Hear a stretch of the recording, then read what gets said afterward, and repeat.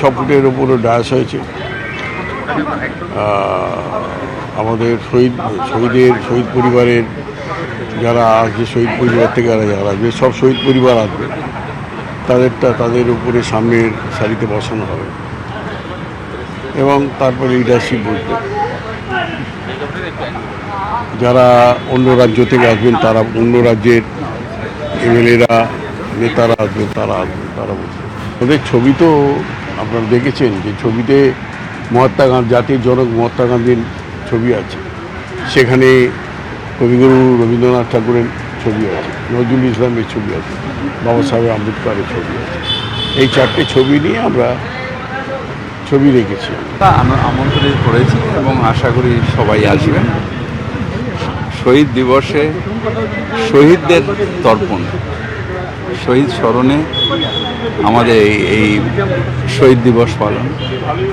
সুতরাং সেই দিন আমরা যারা শহীদ হতে পারতাম, তাদের বেশিরভাগই মানুষ আমরা এখানেই থাকি। আমাদের মঞ্চ তৈরি, মানুষ আসার জন্য প্রস্তুত। বিভিন্ন জেলা থেকে তৃণমূলের কর্মী সমর্থক কলকাতা অভিমুখে আগামীকাল থেকে রওনা হবে।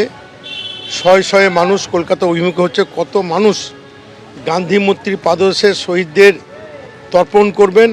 21শে জুলাই হলে মানুষ দেখতে পাবে যে কত হাজার মানুষ শহীদ স্মরণে গান্ধী মূর্তির পাদদেশে তৃণমূলের ডাকে উপস্থিত হয়েছে। 21শে জুলাই মেয়র রোডের সমাবেশে যাব। সবসময় কেউ পাশে থাকে না, যারা পাশে থাকে তাদের পাশেই থাকতে হবে, আক্রমণ করেছেন প্রাক্তন মন্ত্রী রবীন্দ্রনাথ ঘোষ। আর পাল্টা কুণাল ঘোষ তিনি বলছেন, যারা সত্যিকারের তৃণমূল করবে তারা মমতা বন্দ্যোপাধ্যায়ের 21শে জুলাইয়ের সমাবেশেই যোগ দেবেন।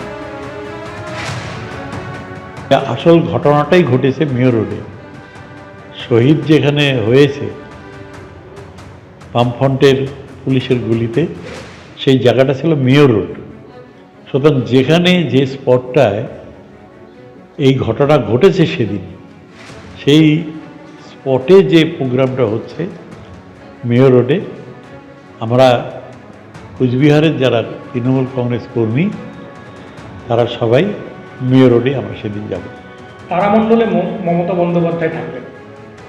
এটা তো সারা রাজ্যব্যাপী হতে পারে, আরও বিভিন্ন জায়গায় হতে পারে।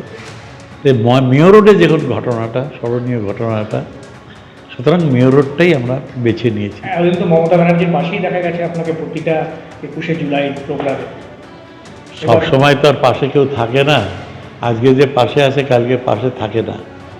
সুতরাং যখন যে পাশে থাকবে তার সাথেই থাকতে হবে। 21শে জুলাই মমতা বন্দ্যোপাধ্যায়ের নেতৃত্বে বিড়লার তারামণ্ডলের পাশে শহীদ তর্পণ সমস্ত জেলা থেকে। কিন্তু আমাদের তো আবার আদালতের একটা বাধ্যবাধকতা এসে গেছে, তারা কিছু বিধিনিষেধ, লোক সংখ্যা বেঁধে দিচ্ছেন। কিন্তু সমস্ত জেলা থেকে, বিভিন্ন কর্নার থেকে, সমস্ত ব্লক থেকে, শহরাঞ্চলের সবকটা ওয়ার্ড থেকে যে পরিমাণ কর্মীরা, এবং তাদের আরও জেদ চেপে গেছে যে বিশ্বাসঘাতকতা হয়েছে মমতা বন্দ্যোপাধ্যায়ের দলের প্রার্থী হয়ে, মমতা বন্দ্যোপাধ্যায়ের প্রতীকে, মমতা বন্দ্যোপাধ্যায়ের সঙ্গে থেকে যারা প্রতিষ্ঠা লাভ করে হঠাৎ যারা উল্টো কথা বলছেন, সাধারণ মানুষ এবং কর্মীরা তাদের কোনো অবস্থায় গ্রহণ করছেন না। আর যারা সত্যিকারের তৃণমূল কংগ্রেসের কর্মী, আজ তারা সবাই এক জায়গায় দাঁড়িয়ে শহীদ তর্পণ, মমতা বন্দ্যোপাধ্যায় আগামী পথনির্দেশ বার্তা দেবেন, সেগুলো শোনার জন্য সবাই অপেক্ষা করছে। এবিপি আনন্দ, এগিয়ে থাকে, এগিয়ে রাখে।